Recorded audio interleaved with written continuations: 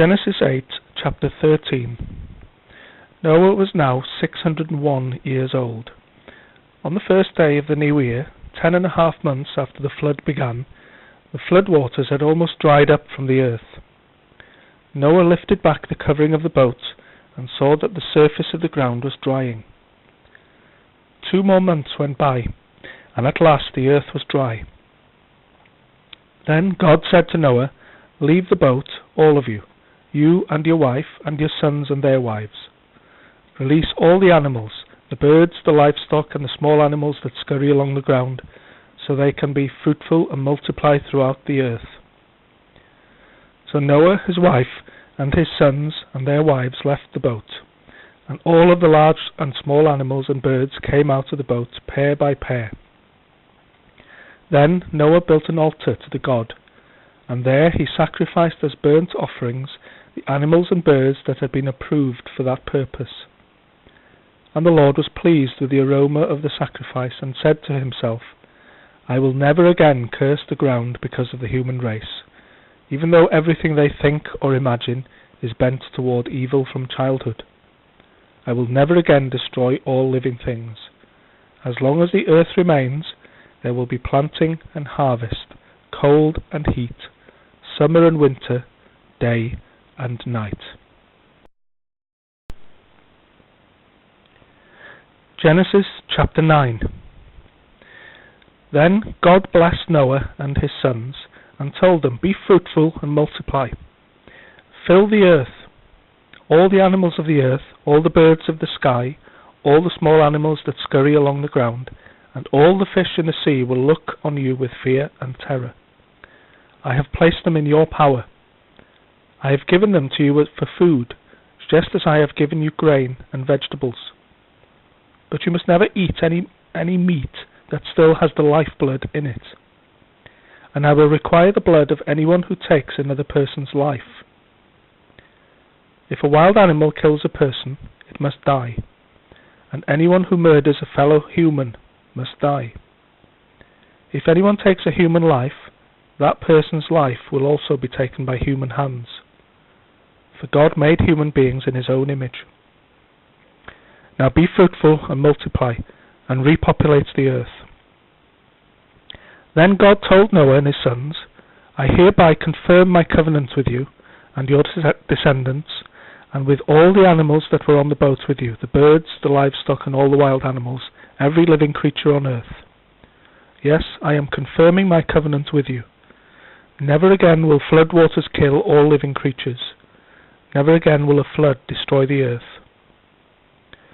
Then God said, "I am giving you a sign of my covenant with you and with all living creatures for all generations to come. I have placed my rainbow in the clouds. It is the sign of my covenant with you and with all the earth. When I send clouds over the earth, the rainbow will appear in the clouds, and I will remember my covenant with you and with all living creatures. Never again will the flood waters destroy all life. When I see the rainbow in the clouds, I will remember the eternal covenant between God and every living creature on earth." Then God said to Noah, "Yes, this rainbow is the sign of the covenant I am confirming with all the creatures on earth." The sons of Noah who came out of the boat with their father were Shem, Ham, and Japheth. Ham is the father of Canaan. From these 3 sons of Noah came all the people who now populate the earth.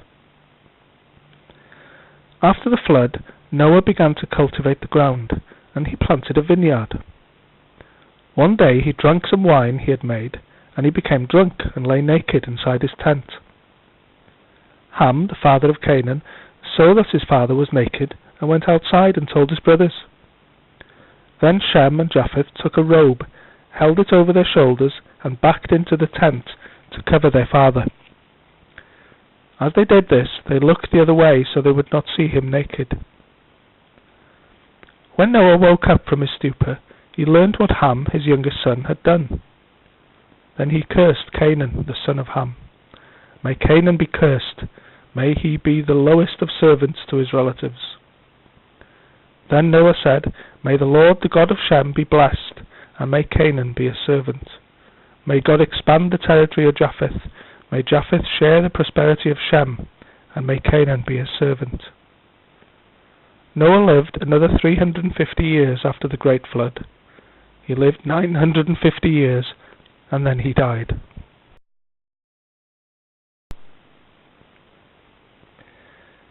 Genesis chapter 10. This is the account of the families of Shem, Ham, and Japheth, the three sons of Noah. Many children were born to them after the great flood. The descendants of Japheth were Gomer, Magog, Madai, Javan, Tubal, Meshech, and Tiras. The descendants of Gomer were Ashkenaz, Riphath, and Togarmah. The descendants of Javan were Elisha, Tarshish, Kittim, and Rodanim. Their descendants became the seafaring peoples that spread out to various lands, each identified by its own language, clan, and national identity. The descendants of Ham were Cush, Mizraim, Put, and Canaan. The descendants of Cush were Seba, Havilah, Sabta, Rama, and Sabteka. The descendants of Rama were Sheba and Dedan. Cush was also the ancestor of Nimrod, who was the first heroic warrior on earth. Since he was the greatest hunter in the world, his name became proverbial.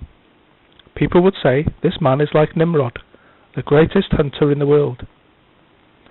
He built his kingdom in the land of Babylonia, with the cities of Babylon, Erech, Akkad, and Calneh. From there he expanded his territory to Assyria, building the cities of Nineveh, Rehoboth-ir, Calah, and Resen, the great city located between Nineveh and Calah. Mizraim was the ancestor of the Ludites, Anamites, Lehabites, Naphtuhites, Pathrusites, Casluhites, and the Caphtorites, from whom the Philistines came.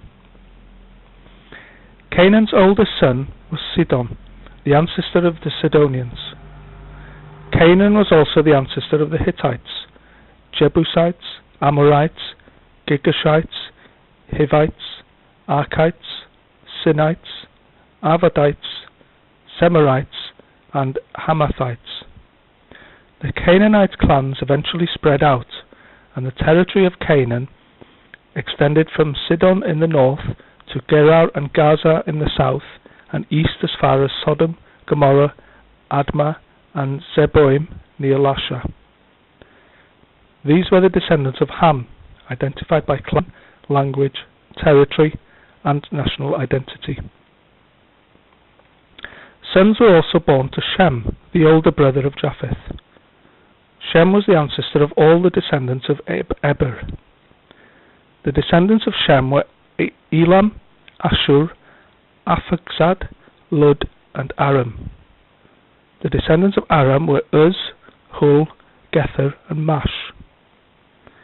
Arphaxad was the father of Shelah, and Shelah was the father of Eber.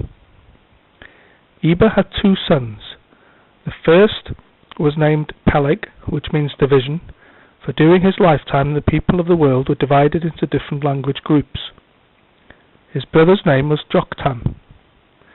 Joktan was the ancestor of Almadad, Sheleph, Hazarmaveth, Jerah, Hadaram, Uzal, Diklah, Obal, Abimael, Sheba, Ophir, Havilah, and Jobab.